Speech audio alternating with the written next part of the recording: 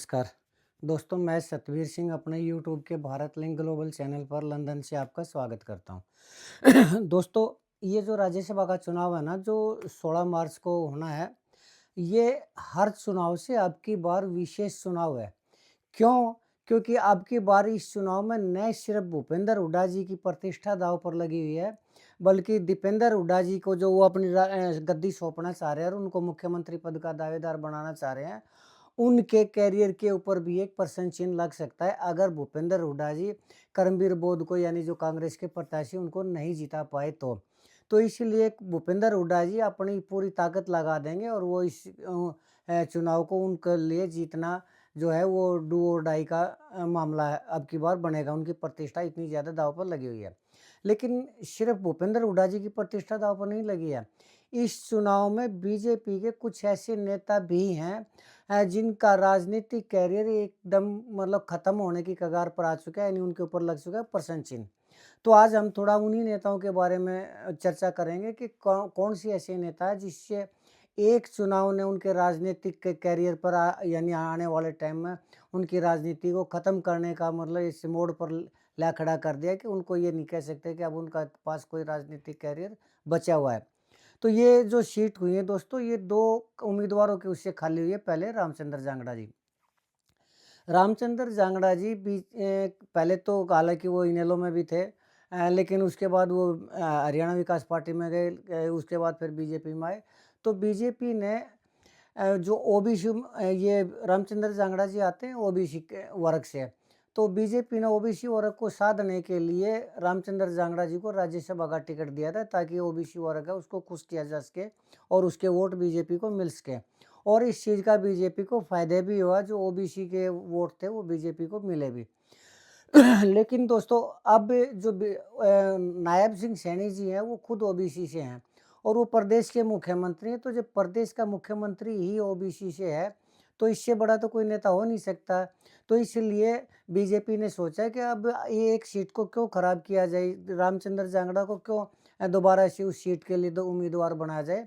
और रामचंद्र जांगड़ा जी जिस दिन नायब सैनी जी मुख्यमंत्री बने थे, उसी दिन समझ चुके थे कि अब उनका राज्यसभा के लिए आगे का टिकट मिलने की संभावना नहीं है। इसीलिए उन्होंने अपनी तरफ से पूरा प्रयास किया कि किसी तरह उनको टिकट दे दी जाए और उन्होंने बीजेपी को खुश करने के लिए हर वो संभव प्रयत्न किया जो वो कर सकते थे। और उसके लिए उन्होंने जो बीजेपी का कार्ड है उस कार्ड को भी खेलने की कोशिश की, और वो कार्ड था जाट वर्सेस नॉन जाट का। रामचंद्र जांगड़ा जी ने सोचा है कि अगर जाट कम्युनिटी की बुराई की जाए, क्योंकि बीजेपी आजकल नॉन जाट की राजनीति करने लग रही है और वो जाट कम्युनिटी के जो वोट तो चाह रही है, लेकिन उनको राजनीति में हिस्सेदारी नहीं देना चाह रही, वो इस चीज़ को जानते हैं। तो इसलिए उन्होंने कई बार जाटों की ऐसी आलोचना की कि जिससे जाट कम्युनिटी होगी उनसे नाराज़। हालांकि पहलगाम हमले में उनका जो एक स्टेटमेंट आया था वो इतना वाहियात स्टेटमेंट था कि उससे पूरे हरियाणा की जनता उनसे नाराज़ हो गई थी। उन्होंने कहा था कि पहलगाम हमले में अगर ये जो महिलाएं थी ये कायर थी, अगर ये उनकी AK-47 छीन लेती और उनको मार देती तो इतना बड़ा हादसा नहीं होता। तो इस तरह का उलझुल उन्होंने बयान दिया था और उसकी काफ़ी आलोचना हुई थी, पूरे हरियाणा में ही नहीं पूरे देश में उसकी आलोचना हुई थी। लेकिन खैर, उसके बाद जब उन्होंने एक ये दिखाई दिया कि अगर जाट कम्युनिटी की बुराई करेंगे तो इससे बीजेपी खुश होगी और उनको टिकट मिलने की संभावना है, तो उन्होंने जाट कम्युनिटी की बुराई करनी शुरू कर दी। और एक फंक्शन के अंदर तो नायब सिंह सैनी जी खुद विराजमान थे और उसमें उन्होंने जाटों के लिए इतना कुछ कह दिया कि खुद नायब सिंह सैनी जी भी उनको देख के हंसने लगे। उन्होंने खुल के कहा कि जाट कम्युनिटी पे जो पिछली सरकार थी उसमें जो एक अगड़े वर्ग ने, यानी उनका इशारा था जाट कम्युनिटी की तरफ के, उन्होंने जो अत्याचार किए वो पूरे हरियाणा की जनता पर अत्याचार किए और अब हमारी बदला लेने की बारी आ चुकी है और अब उस कम्युनिटी का अब दोबारा सत्ता में आने का कोई सवाल ही पैदा नहीं होता। और इतना ही नहीं, उसके अलावा भी कई मौके के ऊपर रामचंद्र जांगड़ा ने जाट कम्युनिटी के खिलाफ काफ़ी कुछ जहर उगला। इससे जाट कम्युनिटी होगी उनसे नाराज़। और जब इस हद तक नाराज़ होगी कि बीजेपी को ये दिखाई देने लग गया कि अगर रामचंद्र जांगड़ा को टिकट दिया जाता है तो उससे जाट कम्युनिटी की वोटों के ऊपर असर पड़ेगा। लेकिन पता नहीं क्यों रामचंद्र जांगड़ा जी इस चीज़ को समझ नहीं पाए और वो हद से आगे बढ़ते गए और उनकी यही जाट कम्युनिटी की आलोचना ही उनको ले बैठी उनको और उनको टिकट से वंचित होना पड़ा। और आज कह सकते हैं कि नायब सैनी जी के ओबीसी नेता के रूप में होते हुए अब दोबारा से उनको राज्यसभा का या फिर आने वाले टाइम में मुझे नहीं लगता कि विधानसभा का भी बीजेपी उनको टिकट देगी और उनकी कोई राजनीति बची हुई है। मेरे हिसाब से तो इस राज्यसभा के चुनाव ने उनकी राजनीति को कर दिया खत्म। अब दूसरी सीट खाली हुई है दोस्तों किरण चौधरी जी की। किरण चौधरी जी ने कांग्रेस की राजनीति की और कांग्रेस की राजनीति के जब उन्होंने ये दिखाई दिया कि भूपेंद्र हुड्डा के चलते उनका राजनीतिक कैरियर कांग्रेस के अंदर सेफ नहीं है, यानी वो विधायक तो बन सकती हैं लेकिन आगे मंत्री या उनके हल्के का विकास या आगे बड़ी नेता वो नहीं बन सकती। हालांकि उनके जो सपने थे वो मुख्यमंत्री के थे लेकिन ये बात अलग है कि वो भिवानी से आगे कभी बढ़ नहीं पाई, लेकिन फिर भी उन्होंने हमेशा ही इसके विरोधी गुट में रही, भूपेंद्र हुड्डा के विरोधी गुट में रही और उनकी आलोचना करती रही और उनको ये सोचती रही कि इनको हटा के ना मुख्यमंत्री वो खुद बन जाए। लेकिन ऐसा हो नहीं पाया, उल्टा भूपेंद्र हुड्डा जी ने उनको खुद लाइन लगा दिया और उससे बेबस होकर उन्होंने 2024 में बीजेपी ज्वाइन कर ली और 2024 में दीपेंद्र हुड्डा ने दे दिया था राज्यसभा की सीट से इस्तीफा ताकि वो विधानसभा का ताकि इसका लोकसभा का चुनाव लड़ सकें। तो उनकी सीट खाली होने से बीजेपी ने उनको उम्मीदवार बना दिया 2 साल के लिए। क्यों? क्योंकि जब 2019 में कार्तिकेय शर्मा जो 2022 में कार्तिकेय शर्मा को जिताने के लिए किरण चौधरी ही जिम्मेदार थी। उन्होंने ही कांग्रेस से बगावत करके अपनी जो एक उनकी जो वोट थी उसको कैंसिल करवाया था और उसके कारण कार्तिकेय शर्मा 2022 में राज्यसभा का चुनाव जीत गए थे और लोकसभा के चुनाव में भी उन्होंने जो धर्मवीर की मदद की थी उसके इनाम के रूप में बीजेपी ने उनको 2 साल के लिए राज्यसभा का टिकट दे दिया था।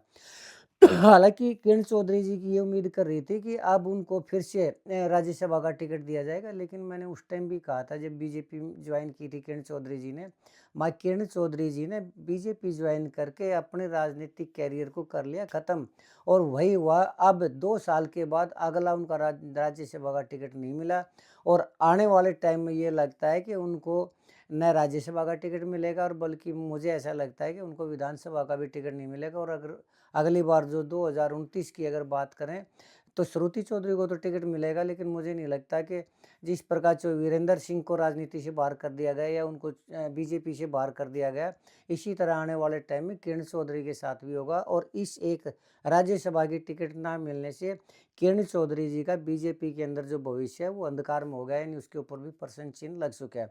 अब बात करते हैं कुलदीप बिश्नोई जी की। कुलदीप बिश्नोई जी सॉरी कुलदीप बिश्नोई जी ने इस राज्यसभा की सीट के लिए दोस्तों इतना ज़्यादा लॉबिंग की, इतना ज़्यादा प्रयास किया कि वो न सिर्फ हरियाणा के लीडरों से बल्कि प्रधानमंत्री नरेंद्र मोदी जी से भी टिकट को मांगने के लिए चले गए, अमित शाह से भी मिले और उनसे भरोसा भी लिया उनको कि ये टिकट मिलेगी। लेकिन उन्होंने जब उन केंद्रीय नेताओं ने यानी प्रधानमंत्री ने जब उनको ये कहा कि जो हरियाणा के नेता है मनोहर लाल खट्टर जी हैं या कांग्रेस जो प्रोग्राम है बीजेपी के कार्यक्रम है उनमें शामिल, हालांकि उन्होंने दूरी बना ली थी, बीजेपी के कार्यक्रमों से दूरी बना ली थी और प्रधानमंत्री के कहने से उन्होंने दोबारा से कार्यक्रमों में जाना शुरू किया। और यहाँ तक कि एक कार्यक्रम में तो उन्होंने नायब सिंह सैनी के सामने ये भी कह दिया था कि आज तक के सबसे महान नेता हैं वो नायब सिंह सैनी हैं, यानी उन्होंने टिकट इस राज्यसभा की टिकट के लिए अपने पिताजी चौधरी भजन लाल जी का भी कद छोटा कर दिया था, जो कि इतने बड़े नेता थे बिश्नोई समाज के ही नहीं, वो सिर्फ नॉन जाट ओबीसी के नेता थे और बल्कि जाट कम्युनिटी के भी नेता थे। एक टिकट के लालच में उन्होंने अपने पिता का कद छोटा कर दिया, लेकिन उसके बावजूद भी उनको राज्यसभा की ये जो टिकट है ये उनको नहीं मिली। तो इससे कुलदीप बिश्नोई का जो कैरियर है उसमें कहने की वो ज़रूरत नहीं है कि उनका राजनीतिक कैरियर अंदाज़ा लगाना मुश्किल नहीं है कि ख़त्म हो चुका है या आगे उनकी कोई संभावना है।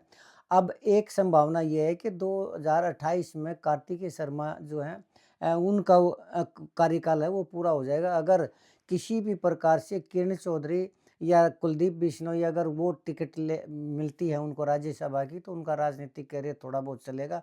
लेकिन मुझे नहीं लगता कि किरण चौधरी को और कुलदीप बिश्नोई को 2028 में कार्तिकेय शर्मा की जो सीट खाली होगी उनमें से इनमें से किसी भी एक को टिकट मिल जाएगा।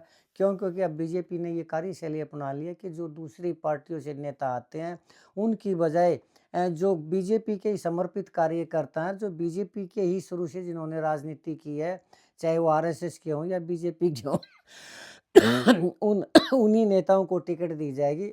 और ये जो अब की बार बीजेपी की जो टिकट मिली है पानीपत के ये जो संजय उम्मीदवार बनाए हैं पानीपत से, वो करनाल के सांसद रह चुके हैं और उन्होंने मनोहर लाल खट्टर जी के लिए अपनी सीट को छोड़ दिया था और मनोहर लाल खट्टर जी को करनाल की सीट उनको दे दी थी। तो उसी इनाम में उनको ये राज्यसभा का वो बनाया गया है संजय भाटिया।